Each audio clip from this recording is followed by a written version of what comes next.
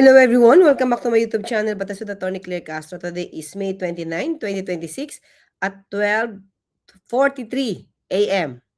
Tama? Sa Pilipinas, 12:43 a.m. sa Pilipinas.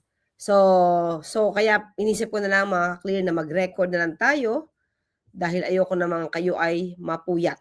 Okay? Anyway, ang pag-uusapan natin dito mga clear ay nakasuhan na si Senator Jinggoy Estrada. Okay? Pakinggan muna natin yung balita at balikan natin kung saan ba to nag-start. Okay, mga clear? Kasi mukhang gusto na namang ipahid dito sa mga issue na political persecution dahil anong sabi niya mga clear? Ito yung pagkakasabi niya eh. Okay? Pakita ko muna sa inyo. Okay? Yan. Well, if this is the price that I have to pay for standing on my own principles and what I believe in, so be it. So ano na naman ang ibig niya sabihin to? Pinopolitika siya, mga ka-clear? So, gusto nating ipaalam sa lahat, no? Sa mga makikinig at manonood dito sa ating lives, sa ating recorded no, na video para sa ating YouTube channel. Wala pa po, hindi pa po nabubuo itong Majority 13. May issue na po kay Senator Jinggoy Estrada. Okay? So pakita ko po sa inyo mga ka-clear ha, kung gaano ba ito katagal na para masabi na pinupolitika sila. Kasi yun yung ibig niya sabihin, no? Tingnan nyo ha, I have to pay for standing on my own principles and what I believe in. So anong ibig sabihin to? Porket nasa majority 13 siya, kaya siya kinakasuhan, yun na naman ang gusto nilang ipakita sa taong bayan mga clear. Pero tandaan natin na ito, ipakita ko sa inyo, ayan o. As early as 2025, September 9, 2025, mga clear, nadawit na ang pangalan ni Senator Jinggoy Estrada. At ang nagbanggit sa kanya ay walang iba kundi si Engineer Bryce Hernandez. Okay? So yan na. Former DPWH Assistant Engineer Bryce Hernandez named Senators Jinggoy Estrada and Joel Villanueva as recipients of the kickbacks from the flood control projects in Bulacan. Ha? O, wala pa tong issue ha, tungkol sa Majority 13. Kaya minsan, naiisip nga natin, nagsasama-sama sila. Diba? Para nagsasama-sama sila. Para mabuwag. Diba? Ang administrasyong ito na nagpapaimbestiga sa maanumalyang flood control projects. So, parang iniisip natin na kapag may kinampihan sila, especially usapang impeachment to, kapag sila may kinampihan at sila ay nananalangin na ito yung maging Pangulo, makakaligtas ba sila sa issue? Magbubulag-bulaga na lang ba yung kanilang kakampihan at hindi na mapapanagot ang dapat na mapanagot kapag hindi na Pangulo si Pangulo Marcos Jr.? Tandaan natin mga kaklira, dapat pakaisipin natin ito. Panahon ni dating Pangulong Duterte, 2020, ghost projects, ano nangyari? Hindi ba hanggang ngayon iniimbestigahan natin?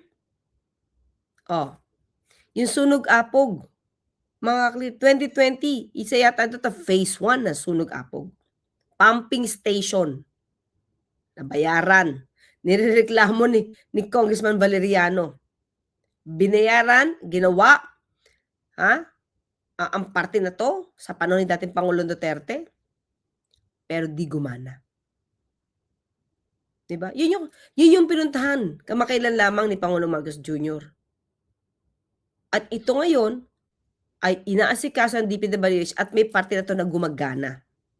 Sa 6 na buwan lamang. Sa 6 na buwan, nung ito ay sinimula na ayusin. Diba? Kasi talagang natulugan to eh. Na abuso ito. Itong sunog apog sa Manila.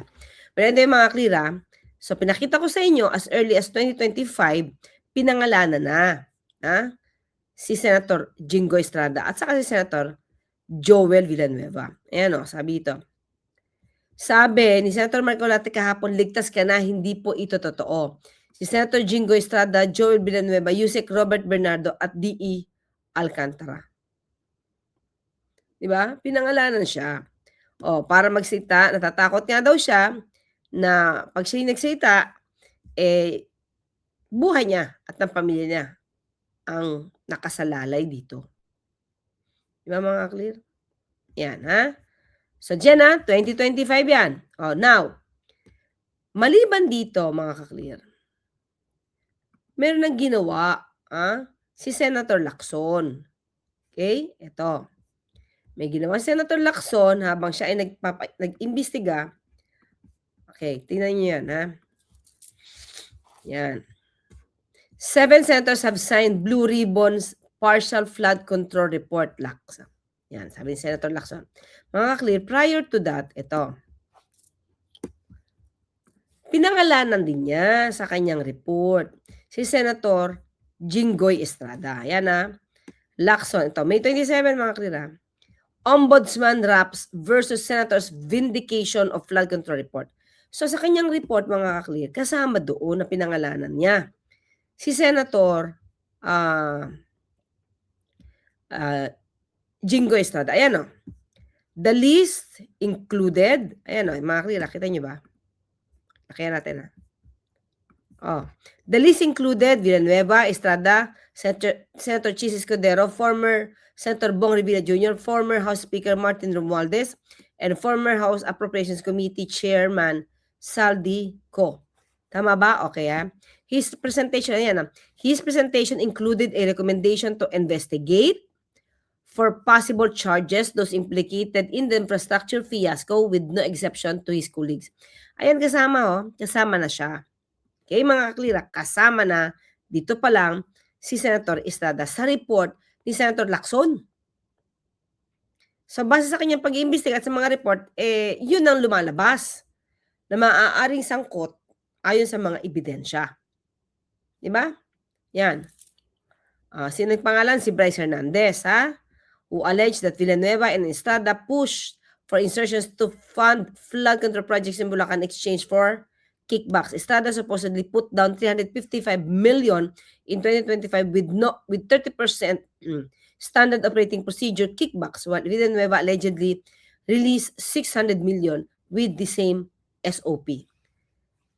Now, mga clear. Maliban dyan, ito lang ang pumirma. Kaya makikita mo, mga ka-clear, na talaga itong majority 13, yung mga nasasangkot sa anomalya. Okay, wala pa tayong judgment Yung mga nasasangkot sa anomalya, kinakanlong nila.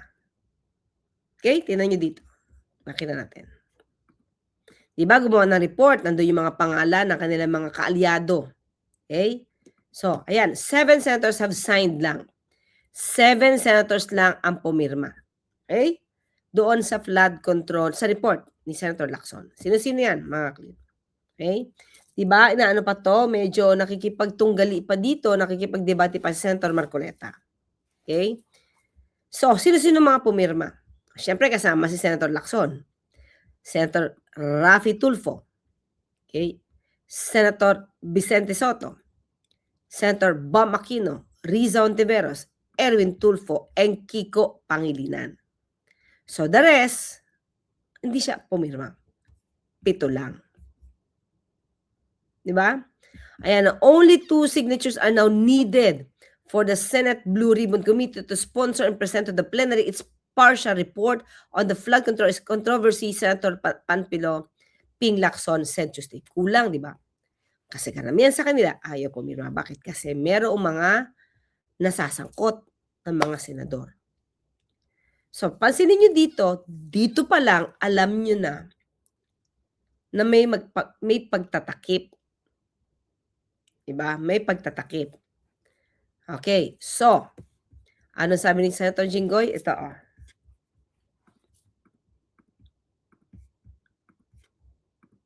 Ano sabi niya? It's just a recommendation. Walang ano yun, walang... Tungkol to sa rekomendasyon ni Senator Panfilo Lacson. Well, it's just a recommendation. Walang ano yun, walang hindi naman damage yun. You're not bothered by it? I'm not bothered by it. Tsaka, naglabas na ng statement ng LBRMO na wala akong sinasabi ni Bryce Hernandez nung nag-hearing sa House na puro yung nag-insert na 355 million. So sinabi naman dito na wala naman talaga insertion. Pero talagang makapanira lang sila. And I hope they won't take it as a gospel truth. Eh, lahat ng mga pinagsasabi nila, ng mga dinadami nilang mga senador, mga congressman, ang mahirap kasi dito, napapaniwala kaagad. Naniniwala kaagad ang taong bayan. Eh sila dito mga mastermind. Kami, wala kaming partisipasyon, wala kaming influensya sa pag-award o pag-bid ng kontrata. Galing sa DPWH. Wala kaming influensya. Mga clear, pero mga nauna to, nung mga nauna, nung nabanggit yung pangalan niya, nagpa-press con siya eh. Or, alam mo yun, parang may sinabi siya sa media. Ang natatandaan ko sinabi niya, hindi siya nakikipag-deal dito. Hinahayaan niya lang yung mga staff niya na may pag-deal tungkol sa mga projects. So doon mga ka-clear, doon sa kanyang pa-press con or pa-press briefing, hindi niya ikinaila na nakikipag-deal ang opisina niya pero hindi daw siya. Hinahayaan niya lang yung mga staff niya. So ang tanong, kung hinayaan mo yung mga staff mo na makipag-deal para sa mga proyekto, na-check mo ba? At gagawa ba sila ng anomalya? Tapos ikaw ngayon ang makakasuhan? Binanggit niya yun eh. Yung pa-start pa lang ito mga clear nung nag-start na magsiwalat si Bryce Hernandez. Nagsita siya patungkol dyan. Okay? So ngayon mga ka-clear, paniwala siya na wala siyang kaso. Kaya nga 'di ba sabi ni Senator Marcoleta nagkabiruan na ligtas ka na. Kaya lang sabi ni Bryce Hernandez hindi pa siya ligtas. Kasi sila at saka sila kasama si Senator Villanueva ay nagkaroon nga ng tinatawag na kickback. Ha? So, mga ka-clear, sabi nga ni Senator Lacson sa kanyang pag-iimbestiga, kasama yung pangalan ni Senator Jinggoy Estrada.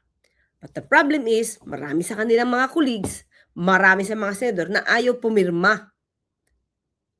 At tingin ko, ito yung basa ko. Ito yung basa ko, ha? Since si Senator Lacson at saka si Senator Tito at ibang mga kasamahan, merong ganitong klaseng inisyal na report na pinapipirmahan sana. Ito tingin ko ang dahilan kung bakit lumipat itong si Senator Jinggoy, si Senator Villanueva, si Senator Cheese, di ba? Dito sa 13 na tinatawag yung majority. Kasi ito mga to, silang mga 13, sila ang kumanlong doon sa mga senador na pinangalanan ni Senator Lacson. So, kung hindi nakahanap ng kakampi si Senator Jinggoy sa kampo ni Senator Ping, dahil pinangalanan siya nirekomenda na imbestigahan to, talagang lilipat at lilipat ka. Bakit? Diba? Para maproteksyonan yung sarili mo, tapos para maging kasangga mo yung mga taong umayaw na ikaw ay makasuhan. Mga tao sa Senado na pilit kang poproteksyonan. Yan, di ba? Kaya lumipat sila. O ano ngayon na magiging maaaring goal or agenda? Sino ba ang mga ito? Kakampi ba to ng Vice Presidente? Na ang ine-expect nila ay magiging malakas na kandidato sa pagkapangulo? O di pagkakampi-kampi na katulad niyan, katulad nung ginagawa ng 13 mga ka-clear, nakita naman natin ayaw pumirma sa sa report ni Ping Lacson, ni Senator Ping Lacson, dahil sabi nga nila parang yung iba hindi, ang dinig ko lang kay Senator Marcoleta kasi wala daw pirma parang e-signature lang Okay? So sabi nga niya may binabanggit si Senator Lacson na kapag sa iyo galing yung email, it means sa iyo galing talaga yan, verified yan, no? Para hindi na siya issue. But anyway, marami dito ang hindi pumirma para i-push yung rekomendasyon ni Senator Lacson. At yun yung nakita na sandigan, no? Kumbaga pader na maaaring sandigan ni Senator Jinggoy Estrada. Yun, nagkampihan sila Di ba? Pag nagkampihan kayo, ano yung goal nyo? Para kapag tapos na yung termo ni Pangulong Marcos Jr., pwede kayong kampihan ng kung sino yung pinupush nyo, kung sino yung maaari yung protektahan sa impeachment trial. Diba? Yun. Poprotektahan din nila. Magpoprotektahan sila, mga ka-clear. So yun yung lalabas niya. Poprotektahan yung impeachment. Tapos, pag nanalo si VP Sara, poproteksyonan sila. I mean, ano yun mga ka-clear pag-aanalisa yon. It's not a fact. Hindi ko ito sinasabing fact yon. Ito lang yung maaari nating obserbasyon. Diba? Ito lang yung maaari nating gawing opinion. Dapat liwanagin natin yan opinion kasi magkakampihan na lang. Pwede sila magkampihan in the future. Hindi lang pala. Pwedeng kampihan sa Senado para in the future makampihan din sila. Pwede, di ba? So, tingnan natin ngayon mga klira. Again, sabi ko sa inyo, mismo si Senator Lacson, sinabi niya na parang yung kanyang report ay vindicated. Na-vindicate kasi yun din ang findings na lumalabas ng DOJ at ng Ombudsman. Okay, nasaan ba yun? Ito. Ito yung sinabi niya. Diba? Kaya, ayan mga clear, ayan. Lacson, Ombudsman drafts versus Senators vindication of flood control report. Para sabi niya, sabi ko sa inyo Parang ganun yung dating, di ba? Sa mga ayaw pumirma, sa mga kinakanlong yung ibang mga di umano na sangkot sa flood control mess, kinanlong, kaya hindi pumirma. Ganun ang dating. Kaya sabi ngayon dito, vindicated yung ginawa ko. Hindi pa natatapos, di nyo pa pinipirmahan, nauna na yung ombudsman. Kasi yung findings ko, yung pagkakaimbestiga ko, yun din yung nakita ng ombudsman at ng DOJ. Ganun ang dating. Kaya vindicated siya, mga kaklit. So, ang tanong ngayon, itong tanong, wala na yung balita tuloy. Teka lang pakinggan natin yung balita, mga kaklit. Okay. Konteksto lang tayo dyan.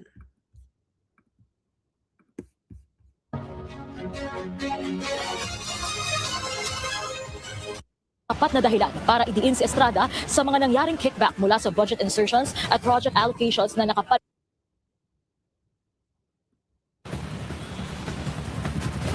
Corina muli na namang humaharap sa mga panibagong kaso sa Senator Jinggoy Estrada matapos siyang kasuhan ng plunder o pandarambong at 2 counts ng graft o katiwalian ng Office of the Ombudsman dahil sa mga clear ang plunder, life imprisonment yan. So, no bail yan. No bail na naman yan. Parang si Senator Bong Revilla yan. flood control scandal. Personal na nagtungo sa Sandigan Bayan ngayong araw si Assistant Ombudsman Nico Clavano para isampa ang mga naturang kaso na siyang pang-4 na kasong naihain ng Ombudsman kaugnay ang mga anomalya sa flood control projects. Ayon kay Clavano, may probable cause o sapat na dahilan para idiin si Estrada sa mga nangyaring kickback mula sa budget insertions at project allocations na nakapaloob sa infrastructure portfolio ng DPWH taong 2025. Our evaluation shows that substantial public funds were deliberately funneled into designated infrastructure projects in exchange for predetermined commission fees or kickbacks. ayon sa kanilang pag-iimbestiga, lumalabas na may kickback. Case records point to an accumulated sum of illicit payouts amounting to an aggregate sum of over 573 million pesos, which were systematically delivered to the principal respondent, Senator Jinggoy Estrada.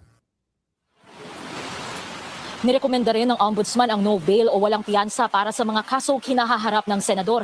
Isa sa Estrada sa mga pinangalanan ng Department of Justice sa resolusyong isinumite nila sa Ombudsman na isa rin sa mga naging basihan ng mga kasong isinampa laban sa kanya. Our case is built on solid, immovable evidence. These state witnesses have Solid daw, mga ka-clear, ang kanilang ebidensya. Sana nga po, no? Ito na yon eh. Di ba? Pag tumagal yan, ang hearing, tapos hindi na si Pangulo Marcos Jr. ang Pangulo, tapos na yung termino, halimbawa, sino yung papalit na Pangulo? Yung papalit ba na Pangulo ay magpapaimbestiga? O kakampihan ang mga kaalyado? Yun ang delikado. Kasi mga kakli, ito nakita nyo naman, si Pangulo Marcos Jr., kahit kaalyado, hindi nakaligtas. Kaalyado niya si Senator Bong Revilla eh. Di ba? Pero kung ano yung ebidensya, kung saan tinutuloy yung ebidensya, dun lang. Kung mapapanalo naman nila ang kaso after the hearing, di wala. Yun talaga yung mangyayari. But the problem is, paano nga? Kung iba yung Pangulo at yung magiging Pangulo, may issue rin sa korupsyon, magkakampiyan na lang yan. Ano na mangyayari sa ating bansa? Diba? provided comprehensive, cross-corroborated sworn statements that map out the execution of this scheme from its inception down to the logistics of the illicit payouts. The Office of the Ombudsman is determined to pursue all cases still pending. We have one shot to get these cases right. The Filipino people need to see justice. This office is here to make sure we deliver just that. Bukod sa sinasabing kaugnayan sa flood control scandal, nahaharap pa rin ang senador sa 11 counts ng graft sa Sandigan Bayan dahil naman sa PDAF o pork barrel scam. Hindi pa tapos yun, mga ka-clear. Bukod kay Estrada, kinasuhan din ng Ombudsman sina former DPWH Secretary Manuel Bonoan at 3 opisyal ng DPWH NCR Engineering Office. Kinumpirma naman ni Bureau of Immigration spokesperson Dana Sandoval na nasa bansa pa si Bonoan na nahainan na ng Precautionary Hold Departure Order o PHDO ng Manila Regional Trial Court Branch 52 Pebrero ngayong taon. Nilinaw rin ni Clavano na kasama dapat sa original na kaso ang namayapang si dating DPWH Undersecretary Cathy Cabral, pero formal na itong na-dismiss dahil sa kanyang pagpanaw. Hindi na rin isinama bilang co-respondent sina dating DPWH Undersecretary Roberto Bernardo, dating DPWH NCR Regional Director Gerald Opolencia at dating DPWH Bulacan 1st District Engineer Henry Alcantara dahil sila naman ay kabilang na sa Witness Protection Program ng DOJ. Agad din namang na-raffle itong mga naturang kaso sa Sandigan Bayan kung saan second and fifth division ang lilitis sa 2 counts ng graft habang 5th division naman ang hahawak sa kasong plunder. At yan na muna pinakahuling balita. Okay, di ba mga itong tanong. Itong 13 na to, syempre at the time, hindi pa rin naman lumalabas si Senator Zubiri, si Senator JV. At that time, sabi nga natin, yung issue na to, wala pa yung issue ng minority and majority. So, sa aking basa, kaya sila, yung mga pinangalanan ni Senator Lacson, naglipatan sa kabila, mga ka-clear, kasi nga, ipinangalanan sila ni Senator Lacson sa kanyang report. Sa kanyang partial, no? Hindi pa kasi completed tama. Parte ng kanyang report. So, yun yung basa ko. So, itong mga hindi pumirma, sila yung nagkampihan. Kaya ang tanong natin, anong balak nyo? Susuko? Magbibigay ng protective custody? Aawayin nyo ulit yung NBI agents pagka halimbawa lang na may warrant of arrest? O yung PNP? Diba? Mga clear. Hindi ito pambubusal. Nagkataon lang. Diba? Wala namang issue dati. Kay Senator Jinggoy Estrada, wala naman yan eh. Diba? Pero ang pinangalanan kasi. Anong gustong gawin? Takpan na lang natin yung tenga natin. Kaya nga mag-iimbestiga. Ang problema dito mga clear, Yun ang lumabas sa pag-iimbestiga ni Senator Lacson at yun din ang lumabas sa pag-iimbestiga ng DOJ at ng Ombudsman. At solid daw yung kanilang evidence. Diba? So, kaya, hindi totoo ito mga clear. Ito, for me ha, hindi dito nang gagaling. Ha? Yan. Sabi yan. Well, if it is the price that I have to pay for standing on my own principles and what I believe in. Anong principles ba pinag-uusapan dito? Ano yung pinaniniwalaan mo? Parang, di ba? Anong principle ba ang pinangangalandakan dito ni Senator Lacson? Ni Senator Jinggoy. Anong prinsipyo na dahil ikaw ay tumayo sa iyong prinsipyo, kaya ikaw ay papakulong? Ano dun? Parang Rizal lang ang dating, di ba? Ano dun? Anong prinsipyo yung pinaglalaban mo na naging dahilan para ikaw ay kasuhan? Samantala mga kakli, sabi ko nga, wala pa to, kung binubuong majority 13, nandiyan ang issue. Diba? Hindi siya parang ginawa lang dahil nagkaroon ng majority 13. Hindi eh. Dati pa to. Yung report ni Senator Lacson, dati pa to. Diba? But anyway, tanong na natin dyan, ang plunder is life imprisonment. Okay? So, kung hahainan ba ito ng warrant of arrest, ano na naman ang gagawin ni Senator Alan Cayetano? Yun lang yun. Diba?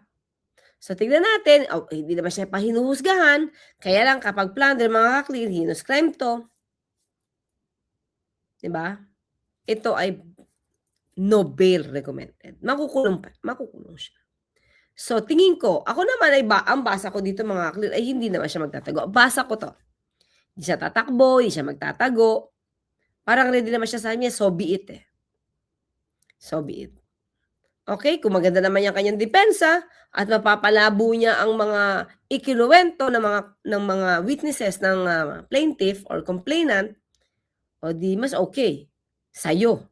Diba? Pwede mong malusutan. Depende sa paano i-handle to ng lawyer mo. Diba? At paano din naman itataguyod ng ombudsman ang mga witnesses na ito. Okay? Paano mapaninindigan ngayon ng ombudsman para maglahad itong mga witnesses ng mga kwento, ng mga naratibo nang naaayon sa kanilang kaalaman, di ba? Laban dito kay Senator Jinggoy Estrada. Okay mga ka-clear? Hanggang dyan lang muna po tayo. Ha? Magtatay pa po tayo, mag-record pa ng ibang mga video. Okay? See you in a while, mga ka-clear. Bye-bye. Thank you!